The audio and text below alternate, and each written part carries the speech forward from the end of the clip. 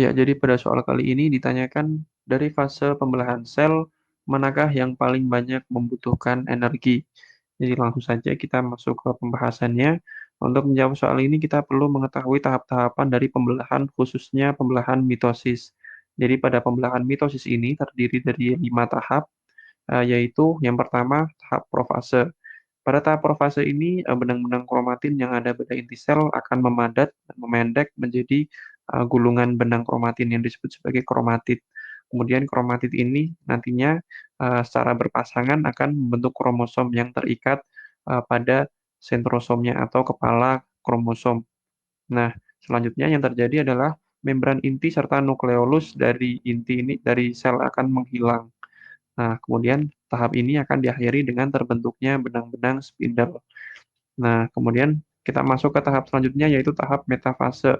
Pada tahap ini kromosom yang terdiri dari dua buah atau sepasang kromatid akan berjejer di garis tengah membentuk lempeng metafase. Pada tahap ini kromosom akan terlihat jelas karena letaknya yang berjejer-jejer di bagian tengah sel. Nah, kemudian setelah tahap metafase, tahap selanjutnya adalah tahap anafase. Pada tahap ini kromosom akan terbelah menjadi kromatid baru. Jadi kromosom ini nantinya akan ditarik oleh benang-benang spindle dan kemudian terbelah menjadi kromatid. Kromatid tersebut nantinya akan bergerak ke arah kutub yang berlawanan atau ke arah sentrosomnya.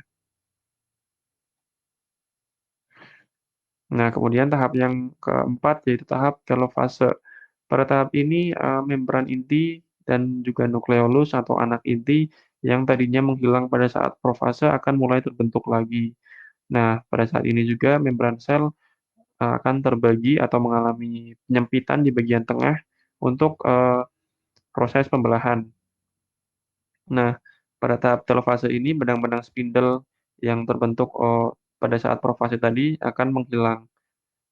Lalu akan terjadi sitokinesis, yaitu pembelahan bagian-bagian sel seperti sitoplasma, organel, serta membran sel. Nah, setelah melewati interfase ini, nantinya akan terbentuk dua buah sel anakan yang bersifat diploid dan kromatid yang tadi terbentuk akan mulai terurai menjadi kromatin lagi. Kemudian tahap yang kelima adalah tahap interfase. Tahap interfase ini merupakan fase istirahat untuk mempersiapkan pembelahan selanjutnya. Tahap ini akan memakan paling banyak waktu serta paling banyak energi, yaitu sekitar 90% energi dan waktu dari total keseluruhan pembelahan. Nah, jadi di sini kita sudah dapat menjawab soal ini. Jadi pada tahap pembelahan sel, manakah yang paling banyak memerlukan energi, yaitu pada saat tahap interfase. Jadi jawaban untuk soal ini adalah opsi E. Ya, demikian penjelasannya. Terima kasih.